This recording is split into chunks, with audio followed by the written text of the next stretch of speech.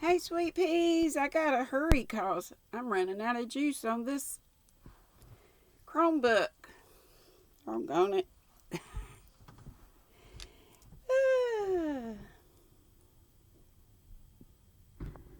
Hope y'all are having a good day. Hope. It's early yet. Here. I think it's 10ish.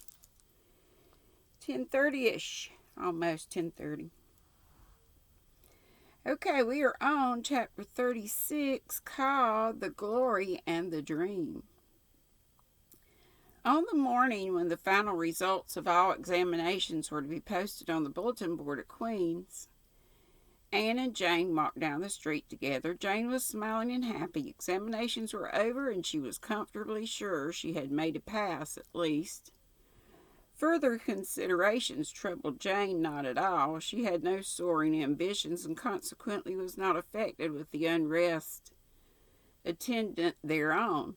For we pay a price for everything we get or take in this world, and although ambitions are well worth having, they're not to be cheaply won, but exact their dues of work and self-denial, anxiety, and discouragement. Anne was pale and quiet. In 10 more minutes she would know who had won the medal and who the Avery. Beyond those 10 minutes there did not seem just then to be anything worth being called time. Of course you'll win one of them anyhow, said Jane, who couldn't understand how the faculty could be so unfair as to order it otherwise. I have not hope of the Avery, said Anne. Everybody says Emily Clay will win it, and I'm not going to march up to that bulletin board and look at it before everybody. I haven't the moral courage. I'm going straight to the girls' dressing room. You must read the announcements, and then come and tell me, Jane, and I implore you, in the name of our old friendship, to do it as quickly as possible. If I have failed, just say so without trying to break it gently, and whatever you do, don't sympathize with me. Promise me this, Jane. Jane promised solemnly, but as it happened, there was no necessity for such a promise. When they went up the entrance steps of Queen's, they found the hall full of boys who were carrying Gilbert Blythe around on their shoulders and yelling at the tops of their voices, "Hurrah for Blythe medalist!" For a moment Anne felt one sickening pang of defeat and disappointment. So she had failed, and Gilbert had won. Well, Matthew would be sorry. He would have been sure she would win. And then somebody called out, 3 cheers for Miss Shirley, winner of the Avery. Oh, Anne, gasped Jane as they fled to the girls' dressing room amid hearty cheers. Oh, Anne, I'm so proud. Isn't it splendid? And then the girls were around them, and Anne was the center of a laughing, congratulating group. Her shoulders were thumped and her hands shaken vigorously. She was pushed and pulled and hugged, and among it all she managed to whisper to Jane, "Oh, won't Matthew and Marilla be pleased? I must write the news home right away." Commencement was the next important happening. The exercises were held in the big assembly hall of the academy. Addresses were given, essays read, songs sung, the public award of diplomas, prizes, and medals made. Marilla and Matthew were there with eyes and ears for only one student on the platform, a tall girl in pale green with faintly flushed cheeks and starry eyes, who read the best essay and was pointed out and whispered about as the Avery winner. "Reckon you're glad we kept her, Marilla?" whispered Matthew, speaking for the first time since he had entered the hall when Anne had finished her essay. "It's not the first time I've been glad," retorted Marilla. "You do like to rub things in, Matthew Cuthbert." Miss Barry, who was sitting behind them, leaned forward and poked Marilla in the back with her parasol. "Aren't you proud of that Anne girl?" "I am," she said. Anne went home to Avonlea with Matthew and Marilla that evening. She had not been home since April, and she felt that she could not wait another day.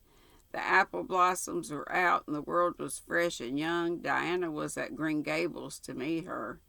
In her own white room where Marilla had set a flowering house rose on the windowsill, Anne looked about her and drew a long breath of happiness. Oh, Diana, it's so good to be back again. It's so good to see those pointed firs coming out against the pink sky and that white orchard and the old Snow Queen. Isn't the breath of the mint delicious? And that tea rose, why, it's a song, a hope, and a prayer all in one. And it's good to see you again, Diana. I thought you liked that Stella Maynard better than me, said Diana reproachfully. Josie Pye told me you did. Josie said you were infatuated with her. Anne laughed and pelted Diana with the faded June lilies of her bouquet. Stella Maynard is the dearest girl in the world except one. And you are that one, Diana, she said. I love you more than ever, and I've so many things to tell you, but just now, I feel as if it were joy enough to sit here and look at you. I'm tired, I think. Tired of being studious and ambitious. I mean to spend at least 2 hours tomorrow lying out in the orchard grass thinking of absolutely nothing. You've done splendidly, Anne. I suppose you won't be teaching now that you've won the Avery. No, I'm going to Redmond in September. Doesn't it seem wonderful? Wonderful. I'll have a brand new stock of ambition laid in by that time after 3 glorious golden months of vacation. Jane and Ruby are going to teach. Isn't it splendid to think we all got through, even to Moody Spurgeon and Josie Pye? The Newbridge trustees have offered Jane their school already, said Diana. Gilbert Blythe is going to teach too. He has to. His father can afford to send him to college next year, after all.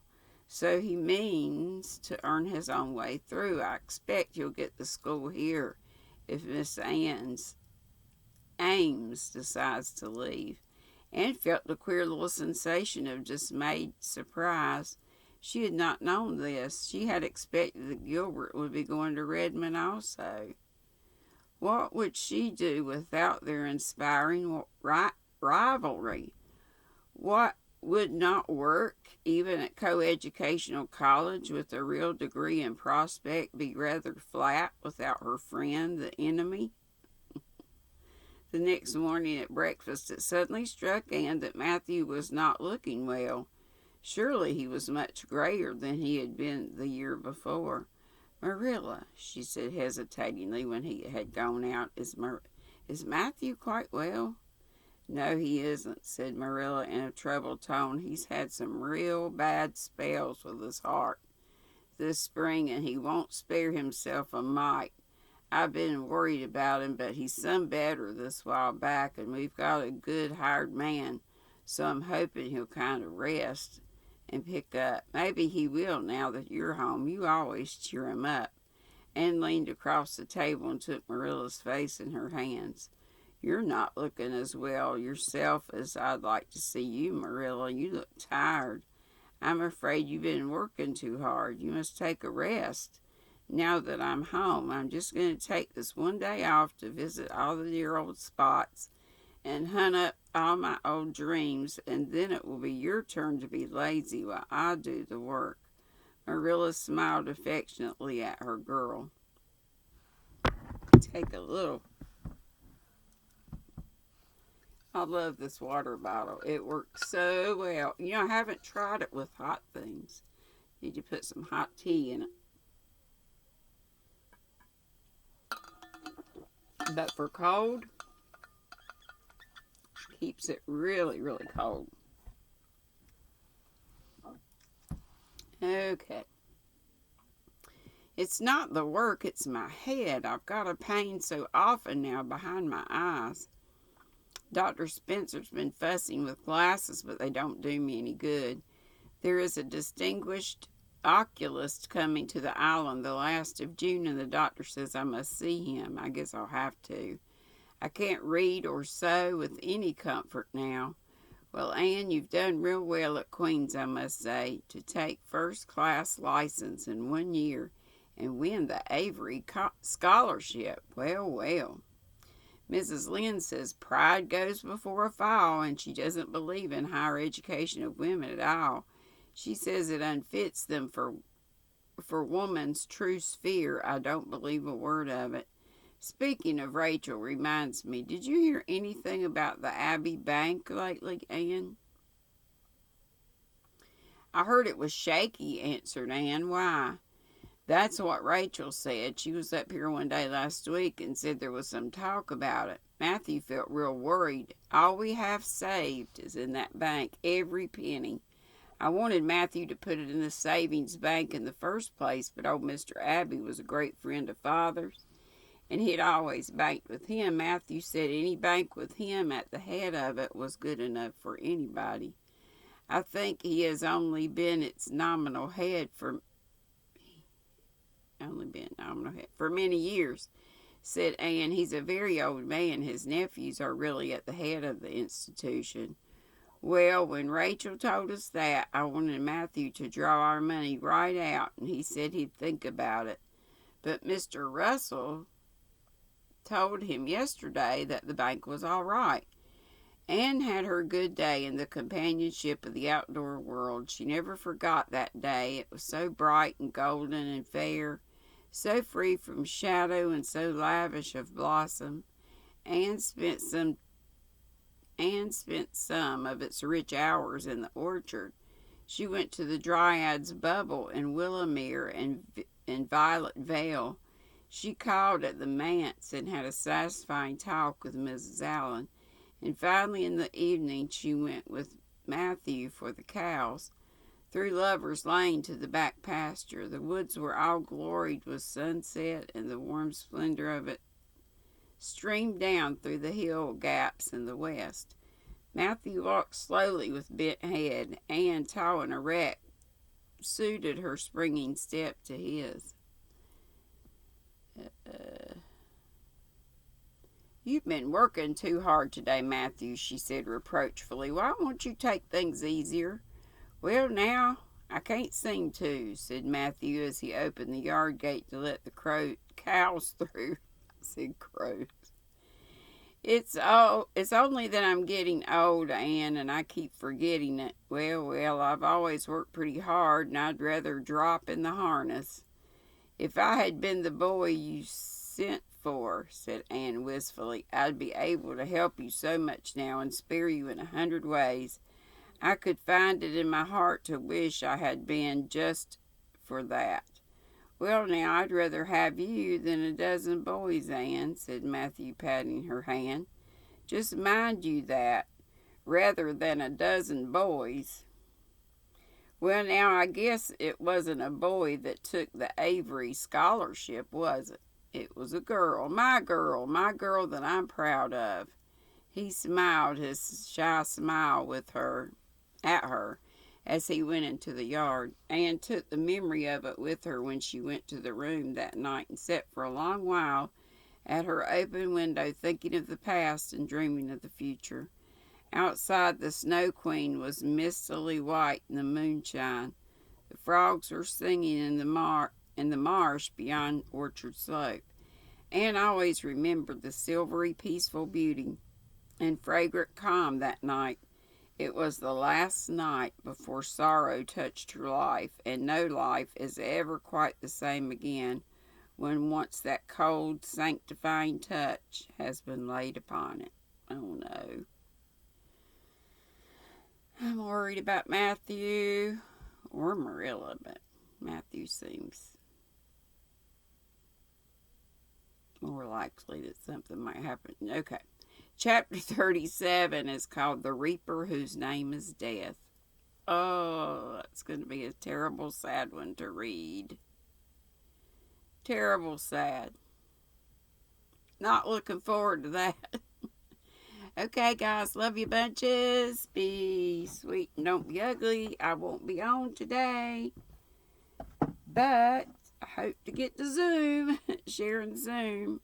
So if you can come to her Zoom, come on. if you don't know the number of her room is in her video.